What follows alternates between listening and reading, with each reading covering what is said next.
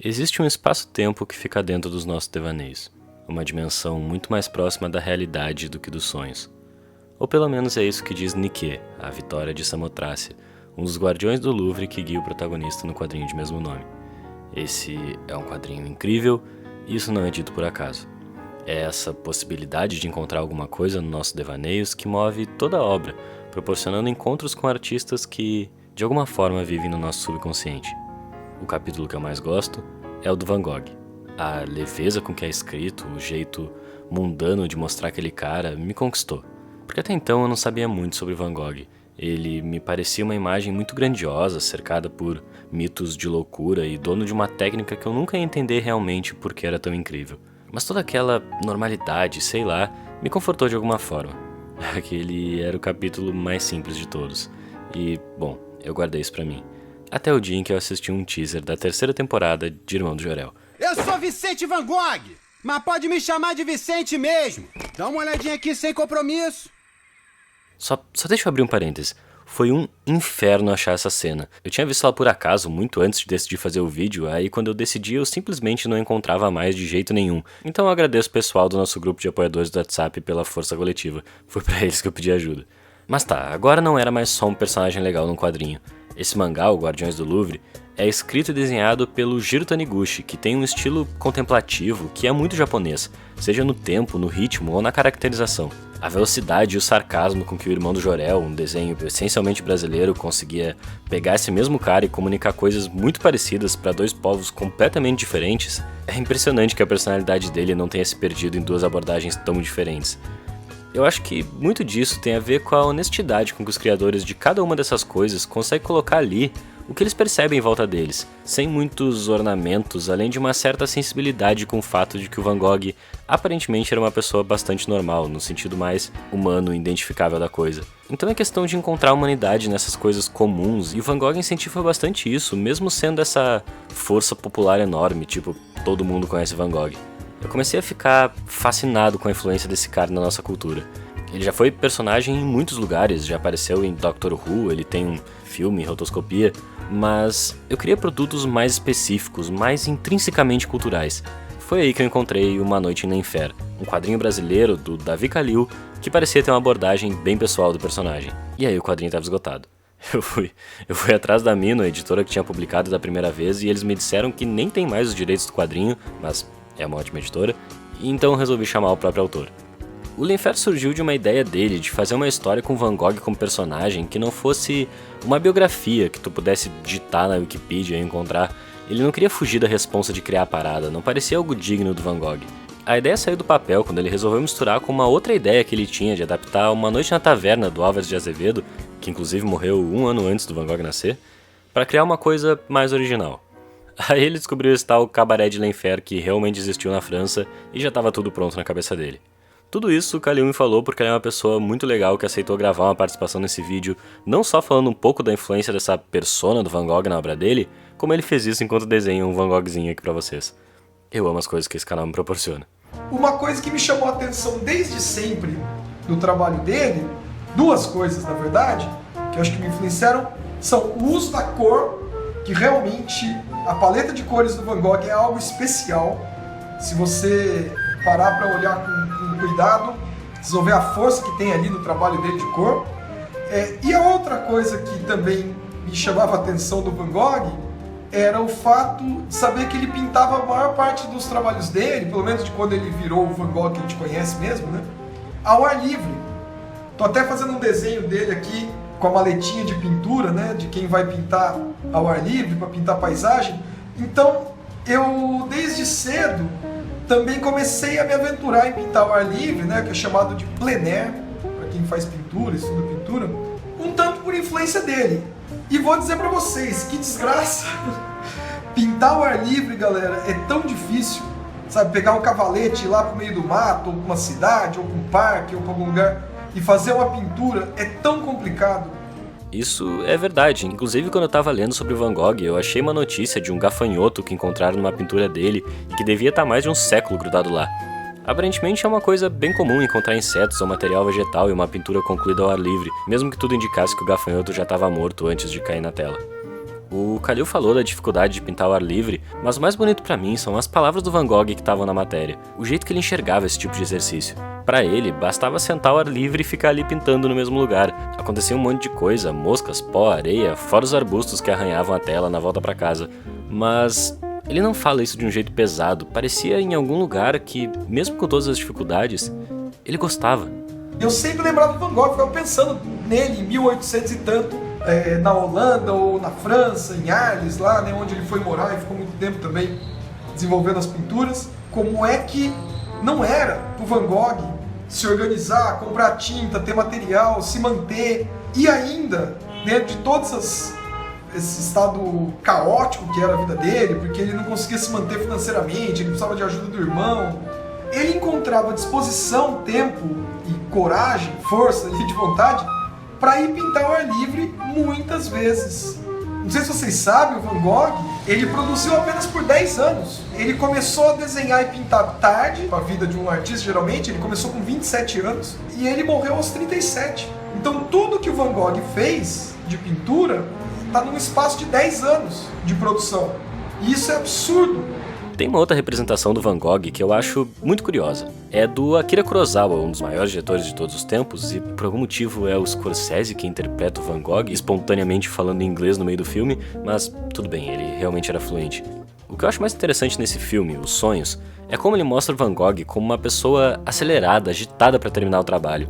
Ele interpreta palavras do próprio Van Gogh na linguagem do cinema, palavras sobre como ele se perdia na beleza da natureza e então trabalhava como uma locomotiva antes do sol se pôr.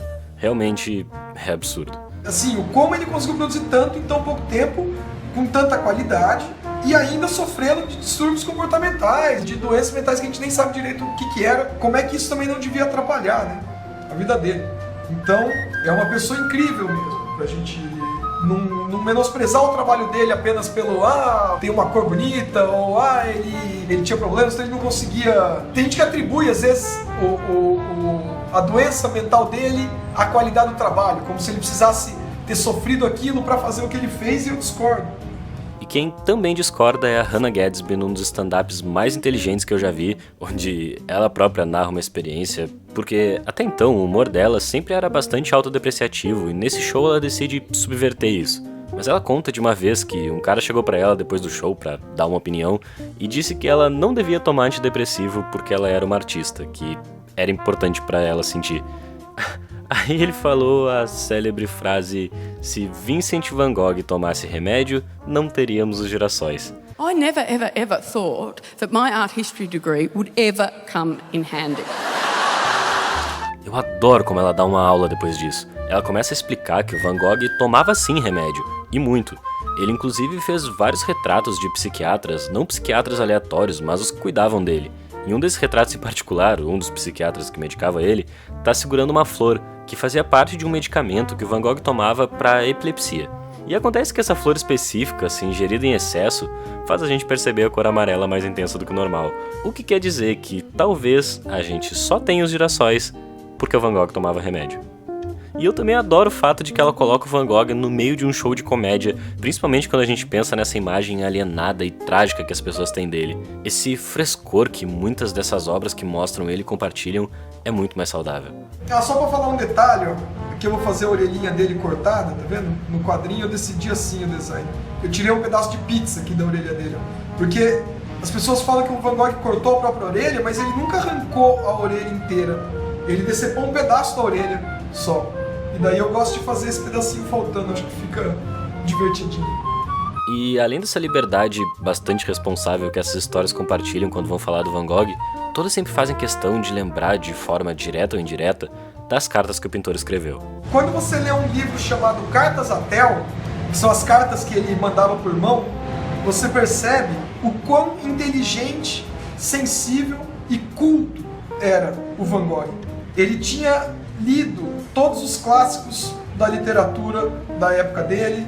Ele acho que lia numas 4 ou 5 línguas diferentes, falava também uns 3 idiomas diferentes, tinha um conhecimento profundo de história da arte, tinha um conhecimento profundo do movimento de vanguarda que estava surgindo na época, das questões que os artistas contemporâneos a ele estavam discutindo e desenvolvendo Então ele não era um cara intuitivão, perdido, louco, que foi descoberto gênio depois de morto. Ele era uma pessoa bem consciente mesmo de tudo.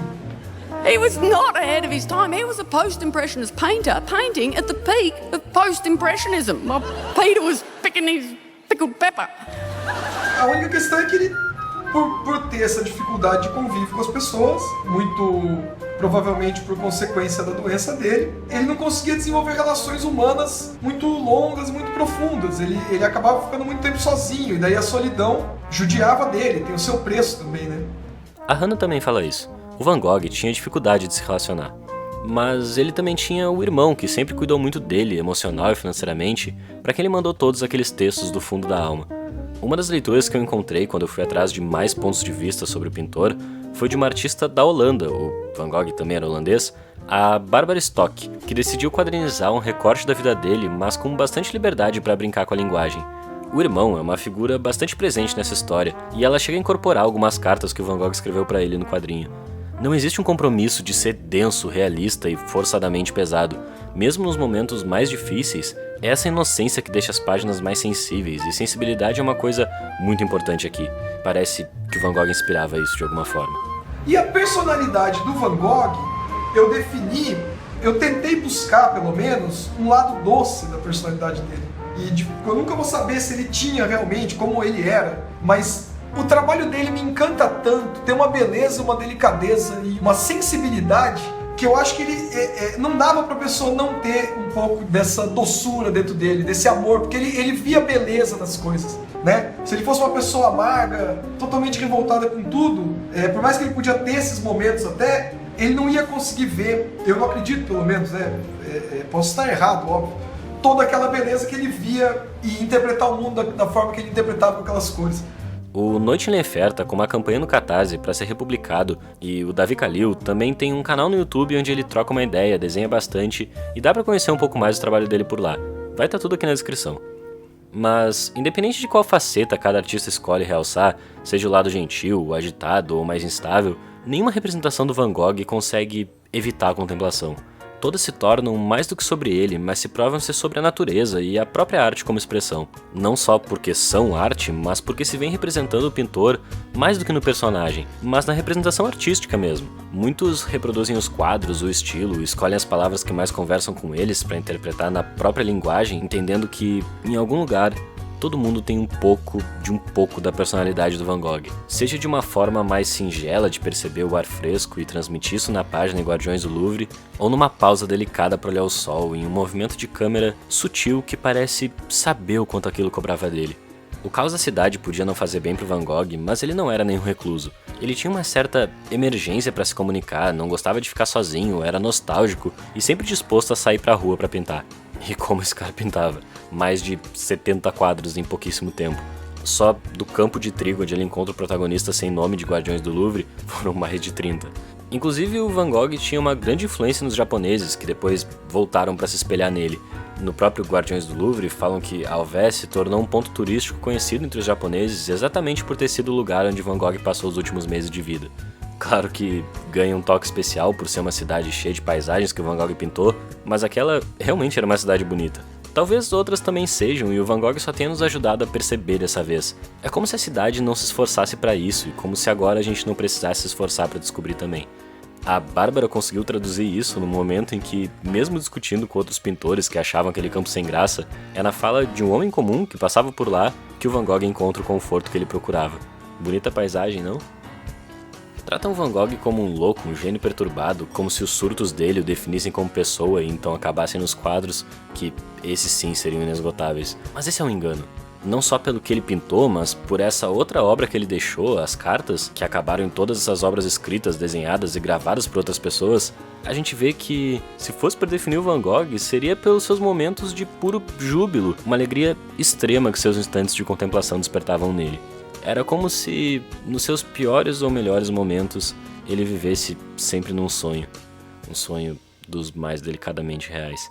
E todos esses artistas respeitam muito Van Gogh. Não de um jeito pesado, como se tivessem que sustentar uma imagem monumental dele, mas é um respeito que vem do carinho. Como a Nikeda Samotrácia diz, entre esses muitos objetos de arte, em cada um deles habita uma alma. independente de quantas pessoas compraram. E a alma do Van Gogh sempre transbordou de cada quadro, uma alma inesgotável, e de tanto que ela tá em nós, parece fácil encontrar o artista em um simples devaneio, um lugar onde as almas se encontram. Não é um sonho, mas dá pra dizer que é algo bem parecido.